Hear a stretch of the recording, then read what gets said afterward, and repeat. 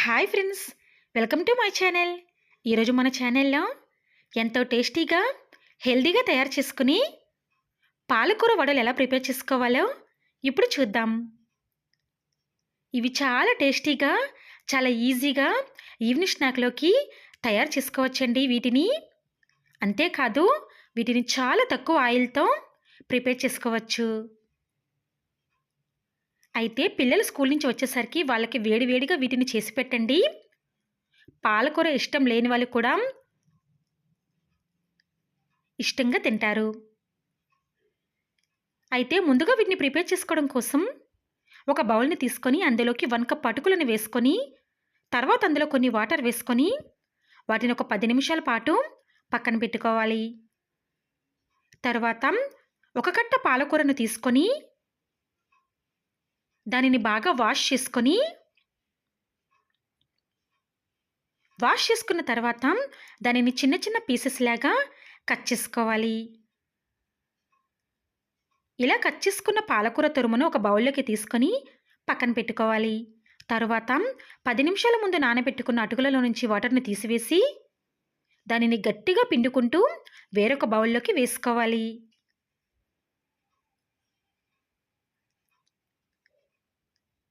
ఇలా తీసుకున్న తర్వాత దానిని చేత్తో బాగా స్మాష్ చేసుకోవాలి. చూశారు కదండి, వీడియోలో చూపించిన విధంగా దానిని బాగా కలుపుకొని ఈ విధంగా తీసుకోవాలి. తర్వాత అందులోకి చిన్నగా కట్ చేసుకున్న కొన్ని ఆనియన్స్ని వేసుకోవాలి. అలాగే ముందుగా కట్ చేసి పెట్టుకున్న పాలకూర తురుమును కూడా వేసుకోవాలి. తర్వాత 1/2 కప్పు శనగపిండి, దంచుకున్న 1 స్పూన్ అల్లం పచ్చిమిర్చి పేస్ట్ని కూడా వేసుకోవాలి. అలాగే 1 స్పూన్ సాల్టు, 1/2 స్పూన్ కారం, 1/2 స్పూన్ పసుపు, 1 స్పూన్ ధనియా జీరా పౌడర్ని కూడా వేసుకోవాలి. ఇలా వేసుకున్న తర్వాత కొంచెం కూడా వాటర్ వేయకుండా అదంతా బాగా కలిసేలాగా కలుపుకోవాలి. నానబెట్టిన అటుకులను తీసుకోవడం వల్ల వాటర్ అయితే అస్సలు వేయవలసిన అవసరం లేదండి. దానిని వీడియోలో చూపించిన విధంగా బాగా కలుపుకుంటూ ముద్దలాగా ప్రిపేర్ చేసుకోవాలి.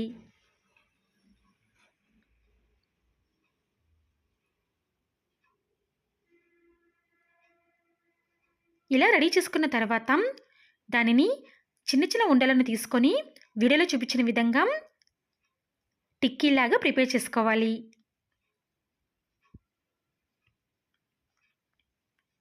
అయితే ఇదే ప్రాసెస్లో అన్నిటినీ కూడా ప్రిపేర్ చేసుకొని ఒక ప్లేట్లోకి తీసుకొని పక్కన పెట్టుకోవాలి.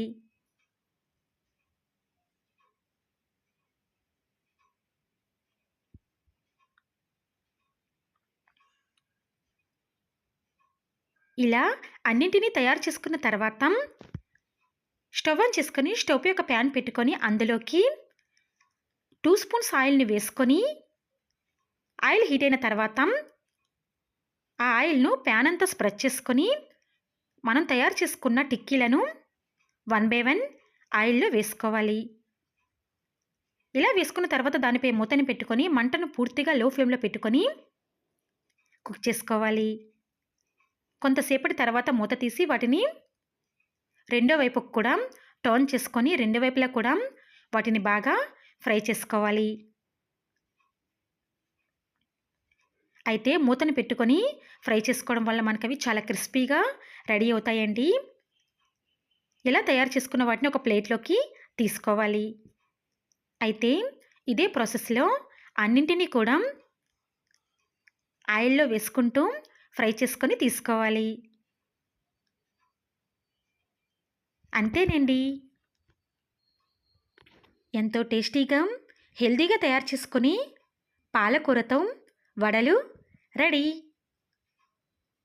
టేస్ట్ అయితే చాలా డిఫరెంట్గా చాలా బాగుంటాయండి. పాలకూర ఇష్టం లేని వాళ్ళు కూడా ఇవి చాలా ఇష్టంగా తింటారు.